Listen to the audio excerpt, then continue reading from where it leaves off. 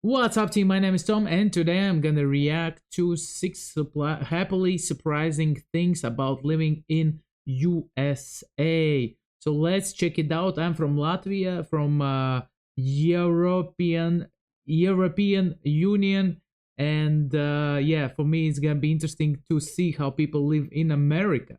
Hello, I'm Lawrence, and I'm on a quest to uncover all of the memos that Britain and America lost in the pond, and one of those memos pertains to the things that surprise us. Specifically, for me, the things that happily surprise me about living in the United States. Now, this might seem like a strange video to do at this time while many of us are trapped in our quarantine bunkers, but once we all emerge, I'm excited to start enjoying many of these things very, very soon, even though I didn't get to for the first 26 years of my life. America, today I salute you. Here are 6 happily surprising things about living in the United States. Let's go.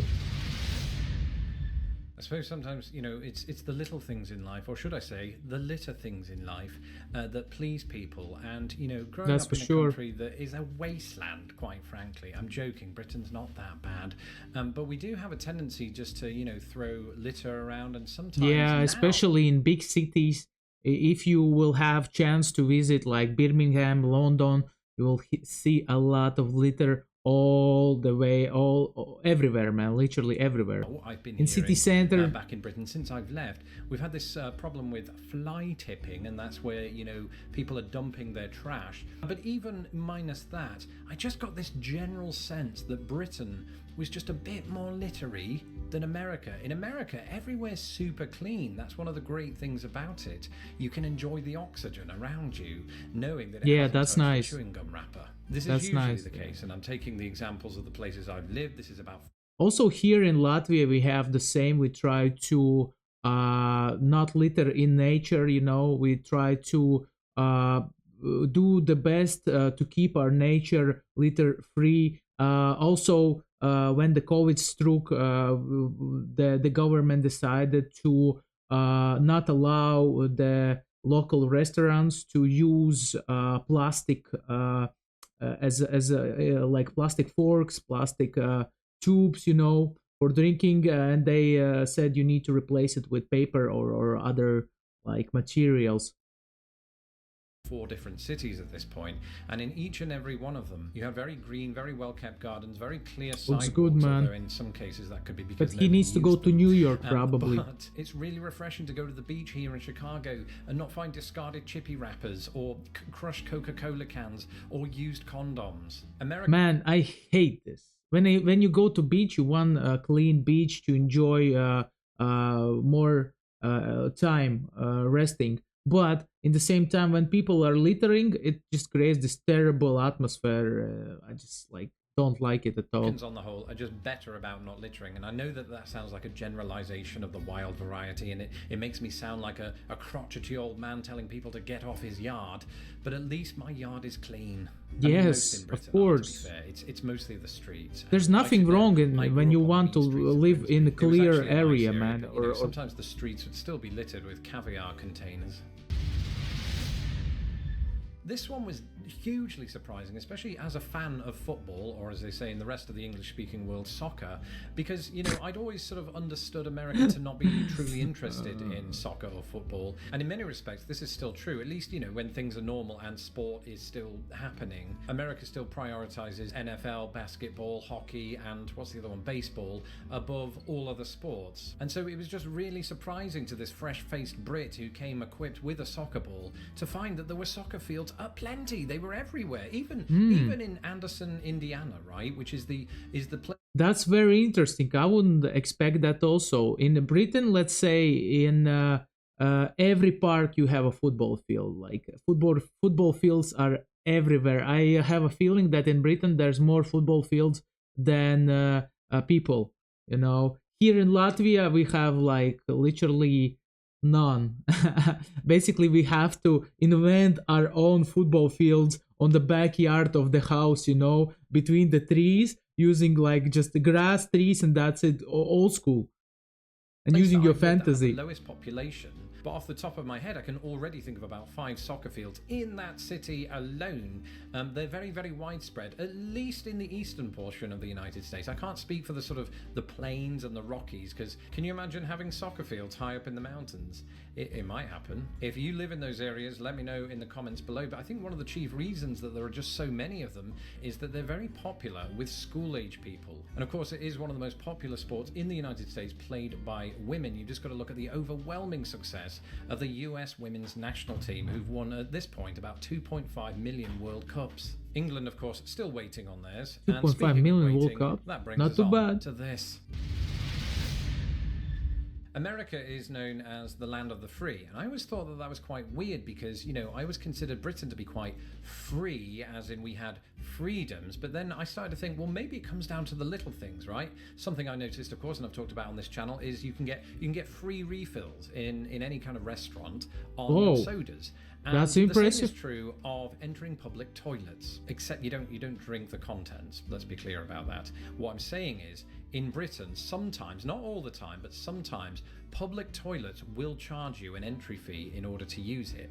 And most of public toilets here in Latvia will charge you, except city center. Some public toilets in city center or parks, they are for free. But in the rest of the city, they will probably charge you. I can understand why they do this, you know, it's partly for the upkeep of said public toilets, but it's a big problem when you really need to go. Yeah, Nobody that's wants to right. find themselves in a race to find their change versus a race to Man, change this is their terrible. knickers. In America, Like you want to go to toilet and you're like, oh no, I don't have a change. Now I need to think where to get a change, you know. Like, at least guys create a special thingy so that I could enter with like a credit card, you know, or a debit card or whatever. though I'm sure there are some quirky exceptions somewhere. You never have to worry about that. You just have to worry that people can see you through the crack. I feel like I've mentioned window screens a lot in my videos, but not really in the context of how they've brought me a lot of joy. And that might sound really strange, right? But in England, we never had them. And we also never had air conditioning. So you find yourself in this strange situation, particularly on a warm summer's day, of having to open the window just to get some fresh air in. But of course, with that comes some other things. Things like, you know, mosquitoes, which, to be fair, in Britain aren't anywhere near as bad as they are in the American Midwest. Or Big Daddy Longlegs, or, you know, bees. Bees can get in the house, and who wants that? Now, you know, bees and wasps and things like that are probably the most dangerous things that... Here in Latvia, we have a lot of mosquitoes. A lot. Wasps, bees, flies, like you name it, everything. And literally in the summer, when you get outside in the wild, it's going to be a problem if you don't take with you some kind of liquid that scares off the mosquitoes. Might get into your house in Britain, so it's not really a huge concern, but it can be an irritation, and it's an irritation that's largely alleviated in the United States by the existence of these window screens. I'm not saying that insects don't get in at all. I mean, I've seen enough ant colonizations in my kitchen to know that that's not true, but I do not remember the last time I encountered a wasp, a bee, or a mosquito inside my apartment. It just doesn't really happen. But the big revelation that is window screens doesn't just stop bugs from getting in, it also stops a certain somebody from getting out, and I'm not talking about my wife. She uses the door. Now in Britain, people might be a little less concerned about this because, you know, there's more of an outdoor cat culture there. But my cat, much like the cats of many people in the United States, is very window screens are legit.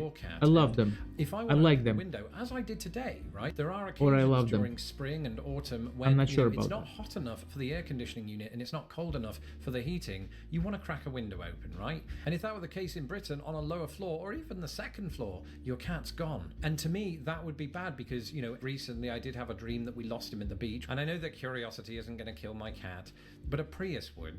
Window screens save lives. Now, once we get the all clear to start en masse leaving our apartments, whether that is by the door or the window, then there's one aspect of America I will never take for granted again, and it's this. Don't get me wrong, you know, we have a fantastic national park system in the United Kingdom. Man, in America, there's so beautiful national parks, especially up there in San Francisco. Like, as far as I'm concerned, maybe I don't know all of them. Also, you feel free to leave in the comment section some locations of national parks that you know, guys. Also, like, subscribe, click the bell for notifications, important. And yeah. And one, I wished I'd experienced more while I lived there. And the same thing is happening right now as I live in America. I feel like I haven't seen enough of the national parks, or even sort of state parks or state forests and things of that nature. Now, I have experienced one or two, Muir Woods near San Francisco, but I want to see the big ones. I've sold out at this point. I want to do Yellowstone National Park. I want to do Yosemite. I want to do Badlands. All of them, basically, in a week. Can we?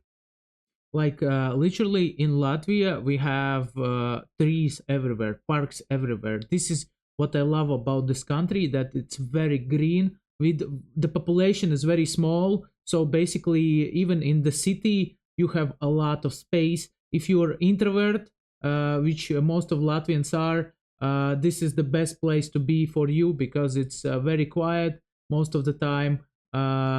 It's very green, and yeah, it's nice, and it's still Europe. Can we make that happen? No, Why not? because combined they're larger than Britain. Right. The national park system is amazing, protecting some of the most unbelievable natural settings I've ever experienced, or will experience, because, I want to enter the Grand Canyon. That's not a euphemism. So I've already said to the wife, when we get out of this, we're cancelling the Paris trip, even though she's always wanted to do it. So that's. I love the way he does his facial expressions. Pure British, man. Pure British. I lived in Britain for 4 years, so I know this. Gonna go out west, pack up our tents and grow mustaches like Teddy Roosevelt. That's me, not the wife. Now, those of you that are new to this channel might not know that I used to do travel videos back in the day. And today, at the top of Ensign Peak, a wasp stung me. But then that, combined with having to work a day job, just got a little challenging. So I put it on hold, but I think now that I'm YouTubing full time, I might start it up again. I don't mean tomorrow, I mean when we've got the all clearance to go and do this sort of thing. The people. This one might be the biggest one of all, hence why I saved it to last, because after all, what is a country without its people? In America's case, it's one big land of unregulated national parks. And I think this one is on the mind because, well, I haven't seen any people except the 1.5 that I live with. And the good thing, I think, that was surprising anyway about Americans and American people is just how nice most of you are. That's if you're not talking about politics or religion or PB&J sandwiches. Of course, there are wild exceptions, and I do mean wild, in any country, and I've certainly seen them here on occasion too, but they are the exception that proves the rule. Unlikely as it seems, I just have to look at the comments section beneath my videos. I know, sounds like a mistake, never do that, but here in Latvia, people are feeling depressed. They're very sad, most of the time very sad, because of the economic situation, and overall Latvians are not the most positive people, because they just like, this is the mindset. I don't know why it happened. We love to trash each other a lot. Of course there are like good and positive people here, but most of people are just like sad. When you come here from a country where everything is good, you come here, you look at the faces, let's say in the winter or autumn, you're gonna see a lot of sad people, a lot of sad faces, and yeah, this is what's happening here. Mostly it's Americans who comment, and for the most but still there part, are really like nice. some people that really nice, feel pretty good here. Most of you. I mean, I ignore me, the for ones that example. I have a motto: focus on the flowers, not the weeds. And maybe this is a bad example. A good example would be in real life. Americans are very welcoming, sometimes too welcoming. I've been invited to ranches by people I've never met. It's weird, but it happens. And I think it's just sort of bred into people to be hospitable. There's a lot of hospitality. You often hear of Hoosier hospitality, where I lived in Indiana. You hear of Southern hospitality, an appreciation for other people that goes missing on Twitter. But for the most part, you don't have those kind of interactions in real. Also, I heard that in Texas, people are very kind and very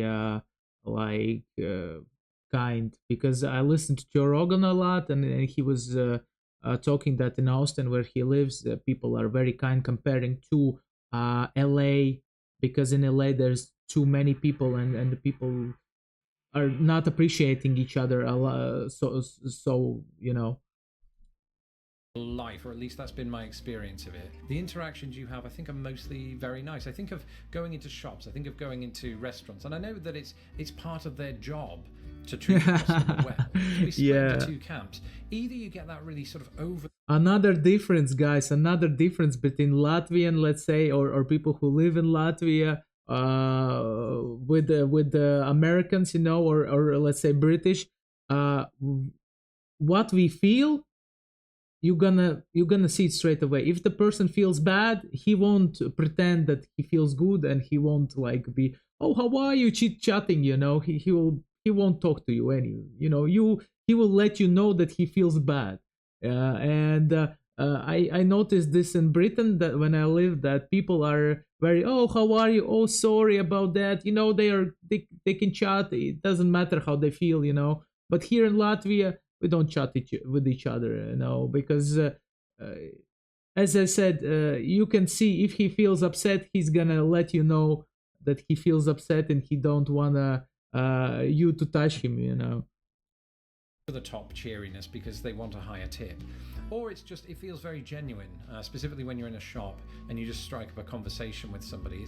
It's much easier to do, I think, than perhaps in Britain. We're a little more guarded, I think, about certain things like that. Wild generalization again, and of course I'm not saying that Americans are better than British people, but I think it's worth mentioning, because if you're coming here and you expect everybody to fall into sort of one of 5 categories, right? Either a seedy boss type from an 80s Wall Street movie, a stoner kid, a surfer dude, they're one and the same, all of the characters from Friends, or Norman Bates from Psycho, then you're going to be disappointed or happily surprised, as I was. That's it for this episode. Thank you for joining me. Let me know in the comments below, specifically if you're not from America, what you were surprised that I was surprised about.